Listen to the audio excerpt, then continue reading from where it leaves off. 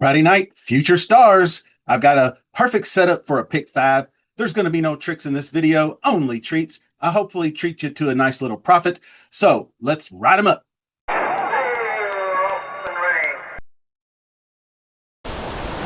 Sovereignty out of the Breeders' Cup Classic, disappointing, but we press on. Today we're going to tackle the Friday card and build us a pick five ticket. Welcome to Billy Ho Sports. If you caught my distaff video yesterday, you'll know the split the pot draw number one was drawn, and we're likely to do several split the pot draws.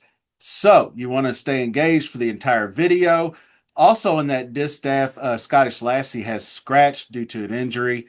Not that big a deal, in my opinion. But before we get started, there's a bonus race I wanted to talk about. Race number 4 on the Friday card. It's just like a listed stakes. It's kind of a blind play, so to speak. But if you watch my Japan video, I was kind of high on the Puro Magic. And it is still an alternate entry for the turf sprint. But if he runs Friday, I'm going to take that bet. So, without further ado, let's jump right into past performances. We'll do leg one of the pick five, which is race 6, the Juvenile Turf Sprint. Here we go. Okay, we're race number 6, Juvenile Turf Sprint. We're going 5 furlongs. It's a little downhill start. You're going to want to brake well, and you get caught wide. You blow the brake, you're done. Number 1, Brussels. One of 3, Aiden O'Brien's. Christoph Sumion takes the mount after passing on the stablemate True Love. Something about weight assignments. It wasn't quite right, so they had to do a little shuffling. So this one is tried some longer trips overseas, 6.5, 7, and such, but kept flattening out. So cutting back at 5, he missed by a nose right here in Newmarket Academy.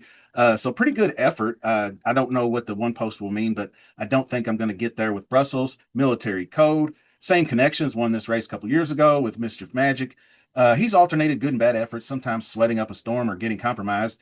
But when he's right, he's got a good turn of foot on 5 furlong races. So he could be a live closer. I love Appleby and William Buick. So I would maybe be tempted at a price 12-1 to play this one, at least underneath. Godolphin owned. Royal Testament is the 3 horse, one of a few fillies taking on the males here. Quietly good. Blew them out at Monmouth. Beat them again. Beat the boys in the Rosie Stakes again and at Colonial. Last out in the matron, she got hung wide the whole way, lost ground right here, this matron here, and she still closed to within a length of Final Accord. Really good effort, and now we're going back to 5. I don't know if that's going to get there. If she reverts back to these tactics here, front running, good post draw at 3, so not out of the realm. Flavian Pratt picks up the mount. Aspect Island, the 4 horse, comes out of the same Group 3 Cornwallis. That's the Brussels ran second in that one. He finished third at 20-1. Ran just as good, probably. Chased one of the favorites, putting that horse away, but then got swarmed and swallowed up late. Getting just seems to be improving with each start. And the addition of Frankie Dettori makes this one kind of live for a placement at 20-1 morning line. So Aspect Island is kind of one of those. Now, Obliteration, I kind of wish they would have kept this horse on the dirt. Was running really good in these dirt races, and then throws him into Kentucky Downs in this juvenile sprint, which I thought Asmussen was maybe using as a training tactic. But he ran second, beating just 2. Then I don't know if that was the convincing mark, but came back in the Indian summer and missed Schwarzenegger by just a half a length. So they were just pointing this one the whole way, getting Ortiz up. But I'm going to pass on Obliteration. I just think it's just been kind of steady Eddie and not really improved once he moved to the grass. Intricate Spirit won on the grass in the Futurity quite impressively. Settled early, came around pace setters and finished best up. But the rest of the field wasn't as good as it turns out. Top 2 controlled the pace, and he had enough speed to last for the win. So probably not looking there for Miggy Clement's horse either. Mission Central is another one. Maybe not one of the top Aiden O'Brien's, but all the Aiden O'Brien's should be live to do something. So anyway, coming off a sharp race at Ascot at 6. That distance might be the minimum. Each time he's cut back to 5, you can see down here, gone 5 here and just can't get going. So I think he maybe just might be run off the track a little bit. Now this one's very, very interesting. Havana Anna is the young Doniche or Donica. I forgot the pronunciation. O'Brien, youngster. Gavin Ryan gets the start, and this one is very good. Last time she finished second to today's likely favorite. True Loves, and Group One Chivalry Park. She's smaller, more compact, has a nice stride for 5 furlongs. I think she's a specialist, very tactical, can sit, wait, and punch late. So translates beautifully to Del Mar. If you watched my Euro video, I was definitely on her as a sleeper candidate, and she might not go unnoticed that much. But 6-1 morning line, not too bad. True Love, there's your likely favorite, 7-2. Aiden O'Brien, obviously, this one's going to have to be dealt with. The Chivalry Park winner and the top hope, Queen Mary victory over Lenny Lou, a big win in Railway Stakes over future Group One winner Puerto Rico. And the question is the 5 furlongs around that turn. And I hear tell that he's a larger kind of horse and maybe might have a little trouble with that sharp turn and is wide. So if he gets wide a little bit and then or she, I'm sorry, if she gets wide a little bit, might have a little trouble on that turn and might be a little bit compromised. Sci-Fair, another one facing the boys. Dazzled, I really was impressed by that Algonquin close, but it just sometimes when you see just absolute blast off, kick away easily against horses like at Woodbine, you might be catching them tiring late, and that one just timed the ride perfectly. So I don't know if I'm going to be running it back on this one, but if she does bring the same kick, she could be a threat. Now it's on. Not going to spend a lot of time on the accent this time. So we're going to go the likely pace setter. He's lightning fast out of the gate. I don't think the 11 post is any problem. Johnny V has his hands full.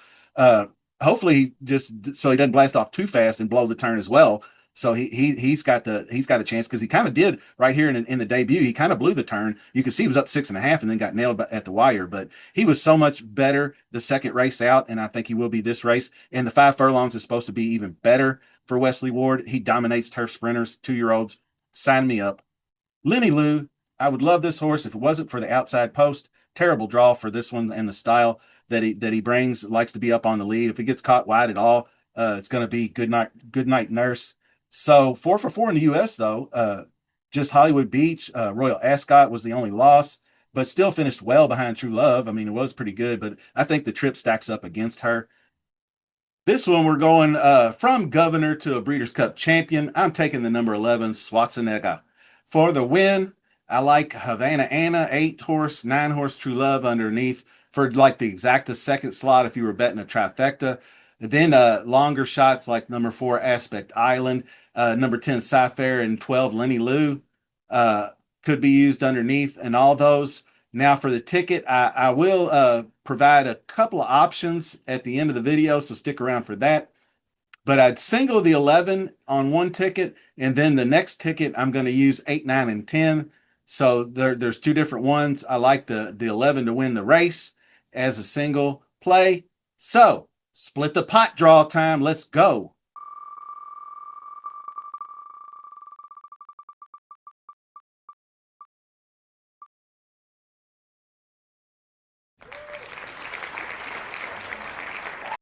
Congratulations, Aunt Bedricate 7635. You know who you are. $10 bet this time around. We're doing several draws, so stick around. You win a $10 bet, we get half the pot if we win. So to claim your prize, email me at BILLYAH@yahoo.com or contact me on X at Billy Host Sports. You'll see it on the tape running underneath. So shout out to that first winner. We got more coming. Stick around. We're jumping right into race number 7, the Breeders' Cup Juvenile Fillies. Juvenile Fillies will go a mile and a 16th on the dirt. And we did have a scratch, or not, no scratches here. I'm sorry. Iron Orchard starts us off. Gutsy grade 1 for Zet win. That was her first try stretching out. I like the way that she rated and sat off the pace instead of just going right out to the lead here. She was able to rate and then close and hit it by a nose going a mile. So a little added distance shouldn't be any problem. Nice inside trip from the one hole, the authentic filly. So this one's definitely on the radar. Good price at 6-1 for Danny Gargan. We haven't seen him in a few years. So I'm rooting for that one a little bit. Bottle of Rouge is a Bob Baffert, Mike Smith. There is a little bit of an angle on the Bob Baffert, Mike Smith duo. They do seem to be quite successful when they hook up as far as like racing at Del Mar and Breeders' Cups. But this one beat her stablemate Explorer in the Del Mar debutante. Huge effort. She stayed wide the entire trip, yet still held off the favorite barnmate. She's been off since September though, and that's my kind of issue with the Baffert horses coming in. And I'll mention it more than once is coming in off these 55-day layoffs or 2 months or whatever. Not ideal. I would have rather seen a prep. This is a strategy of his, but historically, I don't think it's worked out for him very well. So just keep that in mind. Number three, meaning. One career start, blow away maiden win. I don't like that. I do love Sired by Gunrunner, Mike McCarthy training. She's here for a reason, but a huge step up in a second race, going from a 45K maiden breaker. I got to see it first. Percy's Bar, one I really liked. I love the race. She was DQ'd against Tommy Joe. We all know, but well, we all kind of know about that if you've been paying attention or following me. And she crossed the wire first, like I said. A really good race, but she got a really good trip. And so got to the front, controlled the tempo. She did show she could handle the two turns, but she's not going to get that same trip here. I think that was a huge effort, and I don't think she repeats it. So I'm not going to be getting with Percy's Bar this time around. Tommy Joe, I don't like much either. Actually, I'm going to fade Tommy Joe, who might be a favorite. 7-2 morning line, the Pletcher horse. I like the connections, Johnny V and all that. Alcibiades got awarded the she was really sharp in the spin away going 7, but when she stretched out here, she was not as good. She just tracked. It was a pretty good pace, +9, and then they came home +10. But she just kind of evened out the pace. It looked like a slight dip, in my opinion, but she was not able to catch Percy's Bar had she not been fouled, and that's my opinion and a lot of others. But the one thing I wanted to point out was these works, and what I've noticed from Todd Pletcher, he doesn't work his horses like Bullet works all the time. So when I see Bullet works, he's usually just kind of like a maintenance uh, I don't know how to quite describe it, but he doesn't put out these fast works. So when he's throwing out bullets, I feel like there's a fitness issue with Tommy Joe. So that's why I'm passing. La Vie Luminare is a nice looking Mike McCarthy horse. Kazushi Kimura up 20-1 morning line. Faced both Explora and Lawali in the Oakleaf. She's run her best numbers on dirt. You can see this 90 was the most recent in the Oakleaf. She relaxed outside rivals and drew away with ease when the blinkers came off. So 97 Briz figure. Oh, I'm looking at the wrong horse. Damn.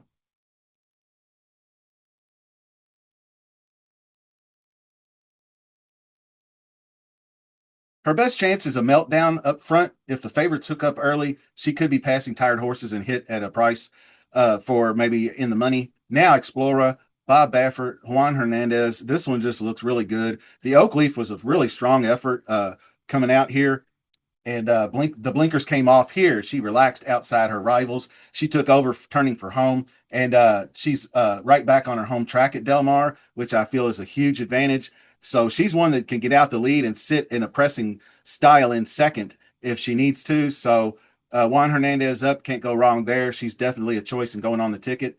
Super Corridora stretched out last time in her maiden win. Early speed and a sharp turn, pretty good. Visually looked pretty good, like a step forward. 93 figure fits. Lightly raced and improving. Could be a good long shot for underneath, but not making the ticket. Lawale, I like this one. Runner up in the Oak Leaf, but her effort was a little cold. She looked like she'd like extra distance, so maybe a mile and an eighth. Big stride, got the stamina pedigree with Constitution, and never really made an impact on Explorer in that race. She's got some upside, but I think she's going to have more punch in this one. So I like the Bob Baffert juvenile angle that I've mentioned in a previous video. Short version is, he likes to utilize Lasix a lot with per the California rules. That's why he wins so many like allowance races and races you're allowed to use Lasix in, things of that nature. But you can't use them in these races and you can't use them on juveniles. So when he prepares his juveniles and gets them ready to win, they're not on Lasix. So that seems like a logical choice. So the 11 Explorer, number 1 Iron Orchard is a possible upset play. I think you can use Percy's Bar under, but I don't believe she runs back to Keeneland. Fading Tommy Joe.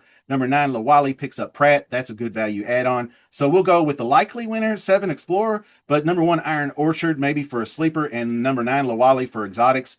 I'm going to spread a little bit here and go 1, 2, 7, and 9 for leg 2 of the pick 5. So split the pot draw number 2.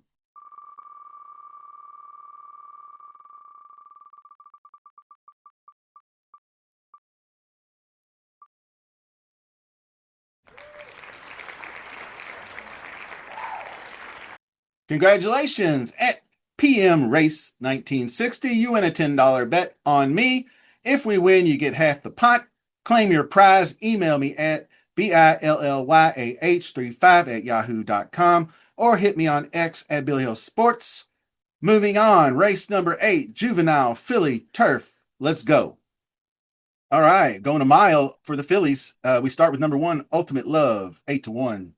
Won her last two round two turns, Salima Stakes. She was pretty impressive in that one. Never saw the rail. A little bit of pace on the slow side. 2 to 3 wide most of the way. So when she tipped out in the stretch, she powered home. But the step up in class concerns me. And it's weird that she was able to handle two different paces, but that's optional claimers. This is stakes horses. She did show that punch down the stretch, but you got to believe that she had plenty of time to conserve energy on a -11 pace. So a little fishy on Ultimate Love, but she did draw perfectly inside and should get a good trip, similar type trip, and be able to conserve energy. So one that you need to look at. 2, Queen Hawaii. Overseas Invader, lightly raced, wins a Group 3 in Ireland.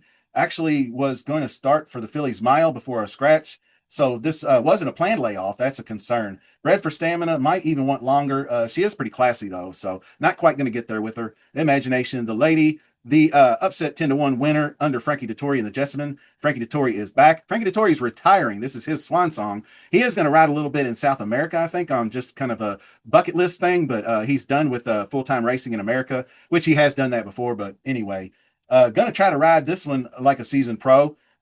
And she does run like a seasoned pro herself. She never saw the rail either. Wide trips.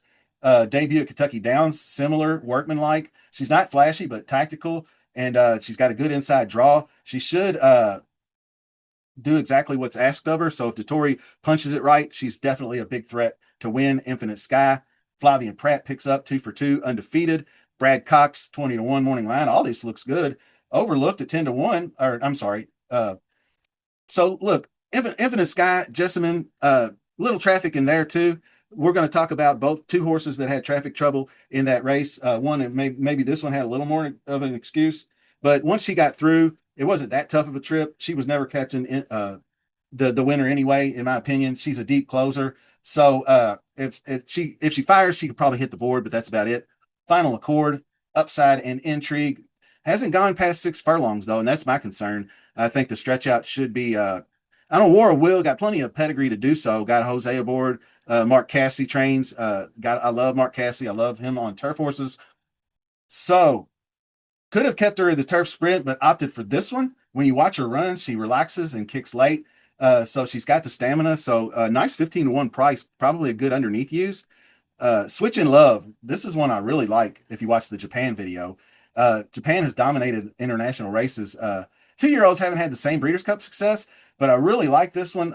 She won on debut. And this second start here, she was beaten pretty good by this Alencar, but Alencar is a top international horse. And if that horse was in this race, probably would be likely a top 2 or 3 choice. So I think Switch in Love is live, and I love the jockey Sakai. He gets down. So Switching Love's on the radar. Celebrity Warrior, not so much. No match for Ultimate Love. Green, she's learning, but much more pace pressure here. So I think too much to ask. Brave Deb, trained by Richard Mandela. You got to take notice whenever Mandela is picking these spots. She has yet to run a real fast figure, but the win in the Surfer Girl was pretty solid. She's talented. She'll have company up front though, and a deeper group, so gonna be kind of hard to get there. But maybe just a rooting interest. 20-1 long shot. Here's number 9, Time to Dream. This was the one that you could say she had a rough trip or a hard trip in the Jessamine, but I think that was the choice the jockey made in that race. If you rewatch the replay, they come around the turn and there's 2 or 3 horses that are already like 5 wide. So she would have had to have gone out 6, 7 wide around that turn. And Ortiz just took a shot at going down the middle and trying to punch through. And he did a great job. He had to push his way out a little bit, but once she got through, it was too late to catch Imagination the Lady. So I don't think it's a huge excuse, but if she moves forward off that effort, she's going to be a really good one to have. So Valentina is the 10 horse. 2 starts back, she was nailed on the wire. Legitimate strong race in that one, though. The filly that won, Green Spirit, has since gone on to win 4 out of 5 races. So I think she might like the firm turf at Del Mar too. So big price, and Oyson Murphy, I like the O'Brien faction. So maybe use underneath for a long shot to fill out exotics. So ground support to Major Tom. Ground support has you've already cashed in if you've had ground support. 100 to 1 in the debut win, then 12 to 1 in the Miss Griot Grade 2 stakes. Just two dream trips. I don't think you get that trip from the outside this time around. She was poised inside one, inside post three. She's at post 11. I just up against it, so I'm not using her. Pacific Mission, I'm going to pass on as well. Just not sure she can overcome the wide draw and the class rise. So, precise. This is the one Suleiman rides, and she's just looked dynamite. I don't think that I think she's this much ahead of all the other horses that even if she was a little wide around both turns, I think she still gets it done.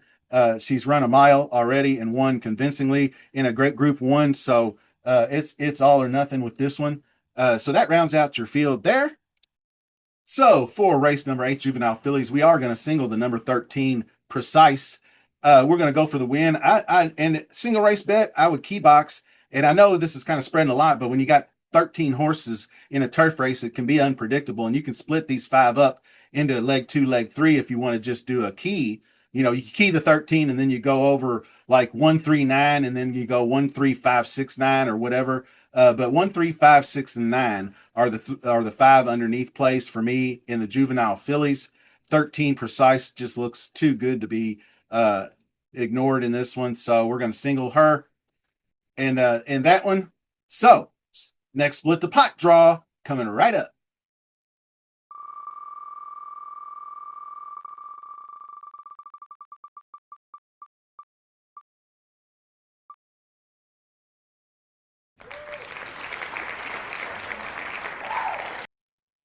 Congratulations at Gene Schleifer, 8145. Yeah, you win a $10 bet on me. You get half the pot if we win. Claim your prize. You know the email address. It's going on the ticker tape below. BILLYAH35 at yahoo.com. X at Billy Host Sports. Let's continue on. Race number 9, the big one, Breeders' Cup Juvenile. Let's take a look. Okay, mile and a 16th. Colts and Geldings, 2 years old. Intrepido, the big upset winner of the American Pharoah, starts out 2 for 2 around 2 turns. That's pretty good. Got it done breaking the maiden at Del Mar. So on track experience. Jeff Mullins, Hector Barrios, good inside trip. 27% trainer, winner last race. That's pretty solid. The question is, was it brilliance on this late kick, the 99 speed figure, or did Desert Gate just quit? And I think it's the latter. I think the leaders just kind of stopped and he just kind of blew by him late for the win. So I don't see that happen again. They did pay the 100K ticket to supplement to get in here. So they clearly think that he belongs. So take that for what it's worth. Blackout Time. This one has taken a lot of talk. The runner up, the Cold Exacta with Ted Noffey in the Breeders' Futurity, ran solidly, good trip, but never really threatened a winner, but only his 4th start. He's improving. I'll tell you what, I watched the Netflix special on the racing, and obviously Kenny McPeak was a big part of that with Mystic Dan, and I just saw how supremely confident he was in Mystic Dan. So I take notice. He's shown a lot of confidence in the improvement of this horse from that race to this race. So I'm looking for the gap to be closed quite a bit. And he thinks this one's farther along in his development than Dan was at that age. So there you go. Mr. AP, ex-claimer, 150K, claimed first out. So nice little profit to start off with. 2 wins, 1 second. I like the fight. Trainer can be dangerous in spots, but long shot only for me. Comport, not going to go there either, even though he's been consistent, never been out of the exacta, but untested. Beaten by Spice Runner, and Spice Runner didn't come out very well. The one thing I don't like is that funky looking run down the stretch, high stepping, paddling, whatever you want to call it. I just feel like it uses up a lot of energy and it kind of flattens them out down the stretch. They just look like they're just, I don't know, paddling. So, got beat there. So I'm going to pass on that one. Civil Liberty uh, comes in. Not going to get there on this one either. 4th in American Pharoah hasn't really sniffed it. Doug O'Neill, Frankie Dettori, long shot 30 to 1. If it was turf, I'd like Frankie, but I don't here. Litmus test, shipped across country, faced Ted Noffey. Was not disgraced by that effort, finished a nice 3rd. Didn't have much of an excuse though. Pace was moderate. He just got out finished. So not going to get there on litmus test. Probably underneath only for that one because you got Brant coming up next for Bob Baffert, the big timer. Another one that's been off 54 days, and like I said, I'm not really so sure about the layoff thing. Does draw Pratt back in for the third ride, and so that's definitely good news. But hasn't been 2 turns yet. Went 7 in the futurity. So the layoff in that takes me away of the win. So I would use definitely underneath, obviously, in second and third or anything like that. But and wouldn't shock me if the horse won the race, obviously. But here's our big dog, Ted Noffey. Uh, I had that ice cold exacta at Keeneland for this one. I mean, what can you say about him? The figure dipped a hair bit going around 2 turns for the first time, but I think he acquitted himself quite well. Was actually pulling away from blackout time later in the race down the stretch and extended the lead just a little bit. I like that too. I like the 80s early, the 90 mid race, and the 100 late. I think he holds. I think he wins. He's a single. So that is your field there. Like I said, Ted Noffey for the win and the single. The exotics, blackout time and Brant coming in. I will actually offer an alternate ticket at the end because when I went, I should have made this known. After I got to the end, I realized I had the money to spend, so I believe I did go 278. I just put all three of them in this one because I could, because a 50-cent ticket was only going to cost about 30-40 bucks like my normal procedures. So you could single Ted. I think he's strong enough to do so. But if blackout time can flip the script, I'm going to do the exacta of 2-8, but I'm boxing him this time. So if blackout time does close that gap and anything happens with Nafi, then I want that juice there. So 278 for the leg there, leg 4. Now we go to the final finale, race number 10, the Juvenile Turf. Let's get after it and finish this thing up. So we're going 1 mile on the turf, and this is the Juvenile Turf. Here's Gianni. Love the name. Second place finishes in his last 3.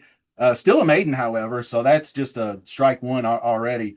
But did finish well behind in the Pilgrim behind Botus and 2-3 wide while the winner got the rail. Fought hard, drew perfectly, so could save ground. Might get a trip. 15-1. Can't hate on you for using an Oscar performance style horse in exotics for sure. Street Beast. This one's really grown on me. The Juvenile, the 80 here is might be a dip in figures, but he blew the brakes off of him by 7 lengths in that one, so he didn't need to run any faster down the stretch than he did. Just the more I watched him, the stronger he looks. Ben Colebrook and Machado hooking up. Now, the one thing I gives me pause is the back-to-back races and then taking a break and then coming in. I don't know how that translates the layoff after back-to-back races like that and wins. So we'll see what Street Beast has got, but I'm not tossing them.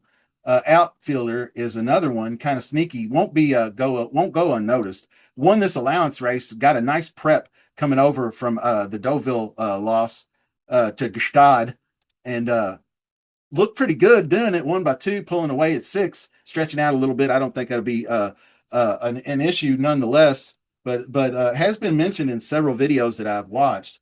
I think forwardly placed, he's fast and game, and we'll just see how far he can go. Wesley Ward can't go wrong. Picks up David Egan, who I like.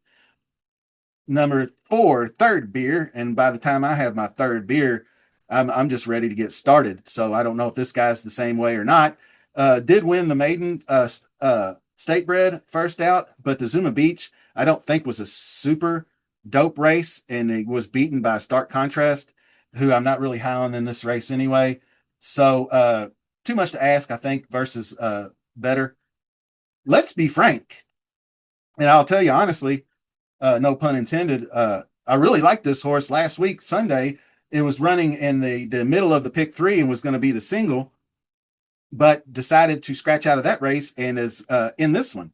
So very big difference in a maiden special weight Sunday going to this horse, obviously still a maiden himself.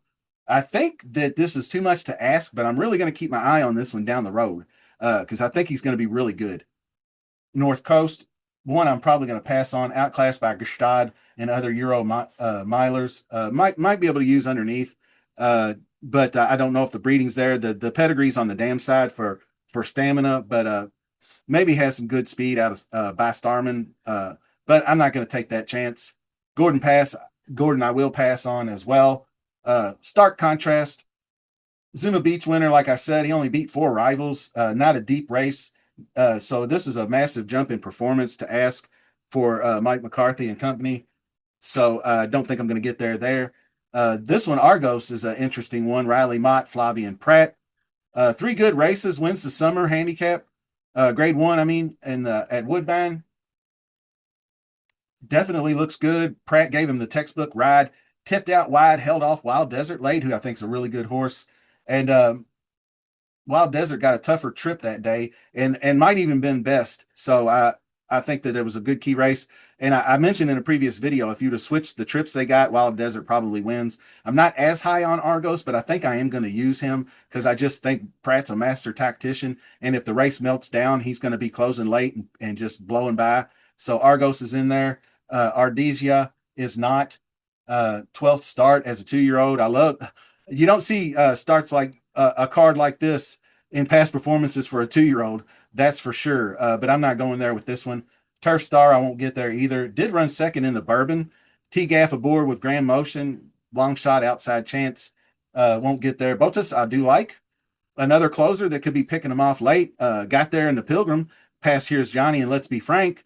So that tells me something. As much as I like Let's Be Frank, and Here's Johnny looked pretty good in that one too. Got a good trip. Overcame a bump in the stretch though. Was able to re-rally and get it. I like the fact that he's got that just hit the gas nitrous button down the stretch to get there, and that's what they're going to have to do from the 12 hole. So that one's live. Hey, Nate. Also a pretty good one. 3 for 3, including Delmar Juvenile, kicked clear. California Turf Group hasn't been super deep. I think with speed inside and coming from the outside, it's going to have to work too hard to get that trip and get out to the lead. Caught wide at all, and you're done. Now, 14 is Gestad. And this one, everybody just thinks it's a foregone conclusion that Suleiman is going to get this one home. But Suleiman is, I'm just getting familiar with him myself. I'm sure he's a classy, fantastic jock, but I don't know how he'll fare from the outside post. He's going to have to work a trip out and get there. So if he does, he does. But if he doesn't, then we're going to take advantage of the 9 to 5 morning line. And I think that we can do so. So that is your field. And that is all 5 of the races. So for the race number 10 on Friday, the Breeders' Cup Juvenile Turf, I am going to take the number 3 outfielder for the win. I'm kind of getting on the bandwagon of the wise guy horse or whatever people call the value play of the week, best buy pricing, so to speak. I'm going to take the 3, but I will use the 2, the 5, the 9, the 12, and the 14, all of those. And I am going to spread 4 deep in leg number 5, 2, 3, 9, and 12. So basically, we got 2 tickets for you. Breeders' Cup ticket number 1 is going to be the 11 Schwarzenegger single in the first race. Then leg 2, we're going 1, 2, 7, 9. That's going to be both tickets. We're singling the 13 in leg 3 on both tickets. We're going 2, 7, 8. Like I said, we had the money, so we're going 2, 7, 8 in both tickets. So basically, the middle legs 3, 4, and 2, 3, 4. 2, 3, 4 are going to be the same. 1, 2, 7, 9, leg 2, leg 3, 13, leg 4, 2, 7, 8. And then leg 5 on the first ticket that we singled Schwarzenegger on, bookended with a spread of 5 deep, 2, 5, 9, 12, and 14. So ticket number 2, the difference will be we're going to add in the 8, 9, 10, and 11 for leg 1. Then we go those same 3, 1, 2, 7, 9, leg 2, 13, leg 3, 2, 7, 8, leg 4. Single the 14 just in case Gestad is up to the task. So I think that's a couple of pretty good tickets for very, very cheap money. You could play them for $1 and still not spend that much. So that's the Future Stars show. Have a very happy and safe Halloween. I'm going to be back tomorrow with the Saturday card. It's been a really rough week.